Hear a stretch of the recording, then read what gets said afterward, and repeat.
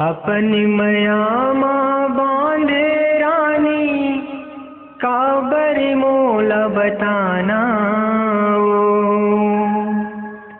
तोरी मया के खातिर रानी हो गे पगल दीवाना।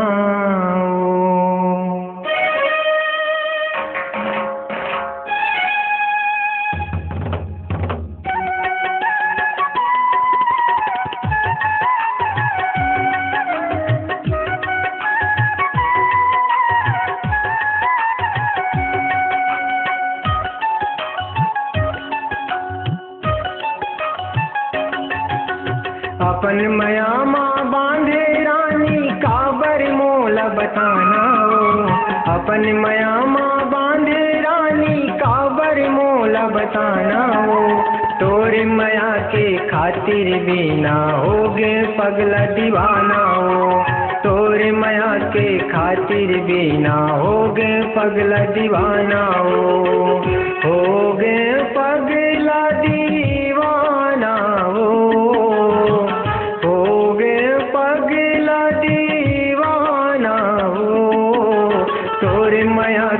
खातिर रानी हो गे पगला दीवाना तोरे मया के खातिर रानी हो गे पगला दीवाना।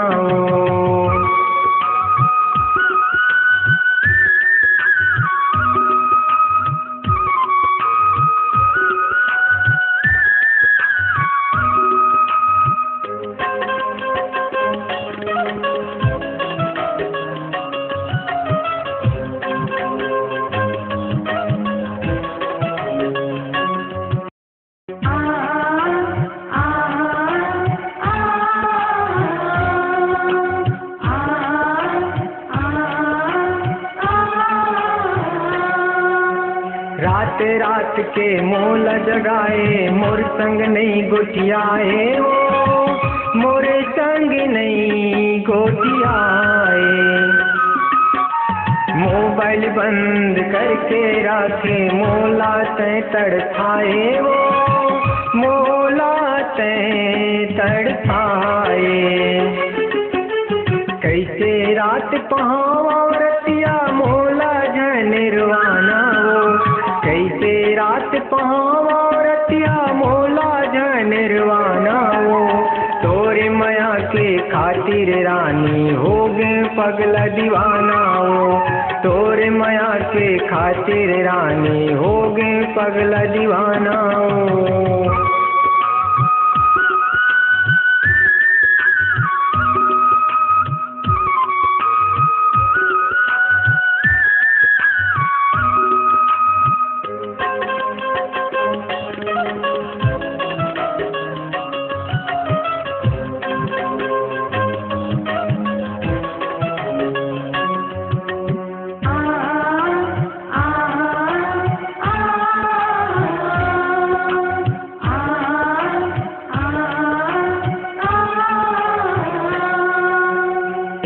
बछर के मायाला चिनी भर माँ भुलाए चिनी भर माँ तय भुलाए का तोर मन मा हावै रानी मोला नहीं बताए मोला नहीं तय बताए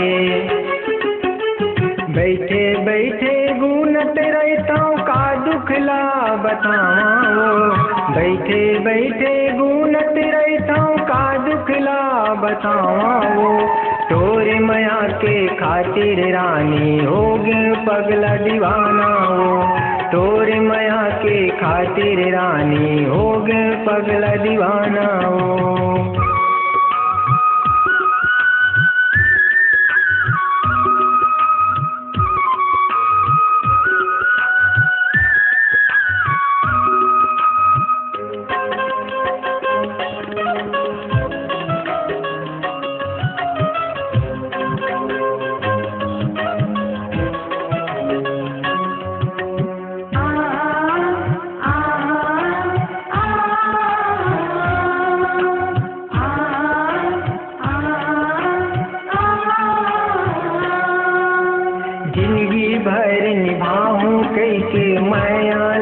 बढ़ाए वो माया लतैं बढ़ाए।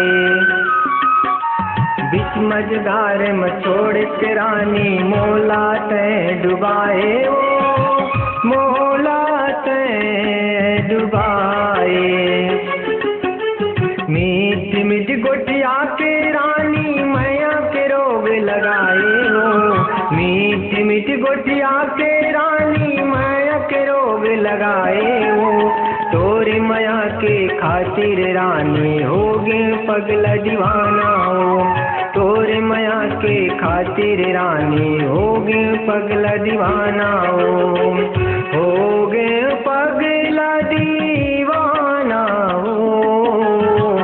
होगे पगला दीवाना तोरे मैया के खातिर रानी होगे पगला दीवाना तोरे मैया के खातिर रानी होगे पगला दीवाना तोरे मैया के खातिर रानी होगे पगला दीवाना तोरे मैया के खातिर रानी होगे पगला दीवाना।